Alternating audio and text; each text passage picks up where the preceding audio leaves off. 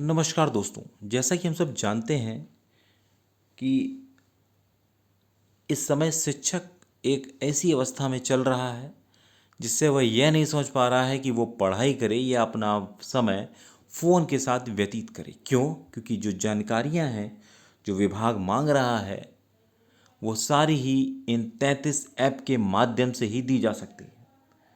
अब अगर वो ऐप का इस्तेमाल करता है तो कहीं ना कहीं उसकी कार्यशैली पर एक प्रश्न चिन्ह उठता है कि क्या वो पढ़ाने आता है या फ़ोन चलाने आता है।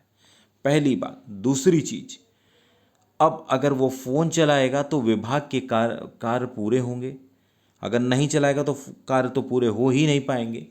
तो कहीं ना कहीं शासन से भी उसके ऊपर डंडा है और इधर बच्चों को ना पढ़ाए या फ़ोन का इस्तेमाल करे तो अभिभावक और बच्चे या स्टाफ या जो भी है सब शिक्षक पर चढ़ जाते हैं।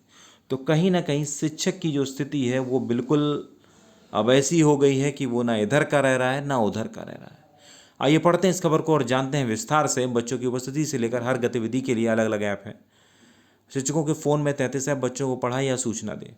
परिषदीय स्कूलों के शिक्षकों के लिए स्मार्टफोन जी का जंजाल बन गया है। पढ़ाई लिखाई और प्रशिक्षण से लेकर तरह तरह की सूचनाएं देना इस कदर दबाव है कि एक शिक्षक के स्मार्टफोन और औसतन 3 दर्जन तक मोबाइल ऐप मिल जाएंगे। इन पर उपस्थिति दर्ज करने से लेकर मिड डे मील वितरण, ऑनलाइन रिपोर्टिंग, छात्र मूल्यांकन और दैनिक गतिविधियों की निगरानी तक की सूचना देना अनिवार्य है। स्कूल टाइम के अलावा शिक्षक घर पर भी घंटों ऑनलाइन सूचनाएं देने में ही बिता रहे हैं। शिक्षकों का कहना है कि इतना अधिक डिजिटल काम का दबाव में उनकी मुख्य जिम्मेदारी पढ़ाने से उसका ध्यान भटक रहा है। हर काम के लिए अलग अलग ऐप में से सूचनाएं भरने में काफ़ी समय लग जाता है और तकनीकी समस्याओं के कारण भी दिक्कत होती है क्योंकि वह तकनीकी रूप से इतने दक्ष नहीं है।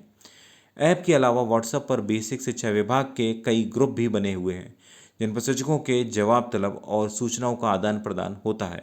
यही नहीं, यूडाइस पोर्टल पर जो बच्चे 8वीं पास कर चुके हैं उनको ड्रॉप बॉक्स में डालकर यह भी पता करना शिक्षकों की जिम्मेदारी है कि उनसे कक्षा 9 में किस स्कूल में प्रवेश लिया है।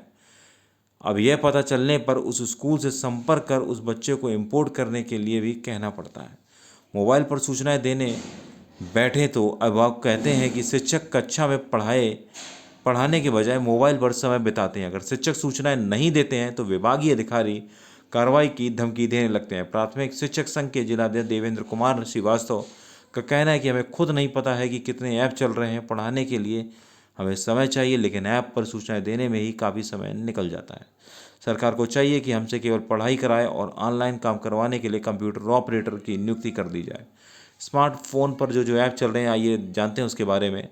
Mission Prerna, Prerna DBT, Diksha app, read along app, Nipun plus app, Sharda, Ullas, Samarth, UDISE, iGOT, Karmayogi, Nipun teacher, M Aadhaar, Haritima, eco club, Gyan Samiksha, swift chat, Parakh, किताब वितरण, गूगल मीट, इंस्पायर अवार्ड का SHVR, fit India, SGP, Umang, PFMS, FCSI जो भी है आपका NILP, ई कवच, NBSC, जूम, उपस्थिति के लिए प्रेरणा पोर्टल, मानव संपदा आदि। तो ये सारे ऐप हैं और सारी सूचनाएं इनके माध्यम से विभाग द्वारा ली जाती हैं। कहीं ना कहीं एक शिक्षक के लिए ये सिरदर्द बन गई है सारी जानकारी। मिलते हैं नेक्स्ट वीडियो में, तब तक के लिए नमस्कार, जय हिंद, जय भारत।